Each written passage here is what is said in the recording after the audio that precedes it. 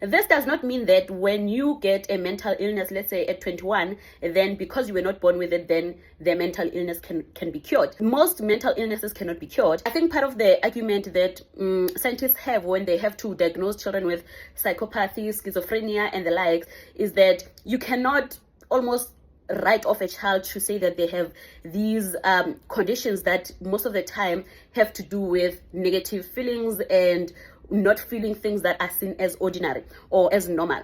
The safest thing to do, which I think is also an ethical argument, is that all children are innocent, or all children are whatever.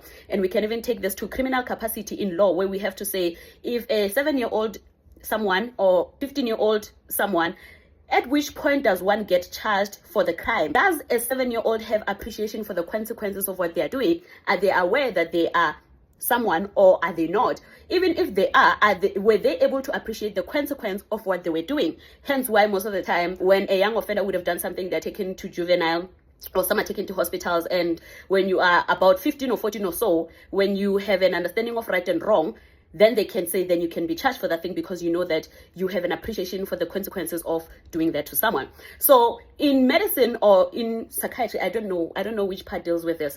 When children are showing symptoms of being this and that, they usually just want the parent to try any other clinical solution like psychology, change of environment. But if you do develop mental illnesses at a later stage, most of the time they cannot be cured, especially if it's mental illnesses that are severe.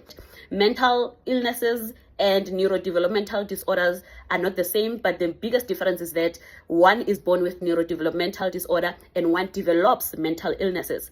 So in the case of things like schizophrenia, multi-personality disorder, bipolar, etc., you find that circumstances around one's life, including their genetics. So sometimes the genetics are primed for that mental illness, and then they undergo a traumatic event which then exacerbates or opens the door for that mental illness to take part.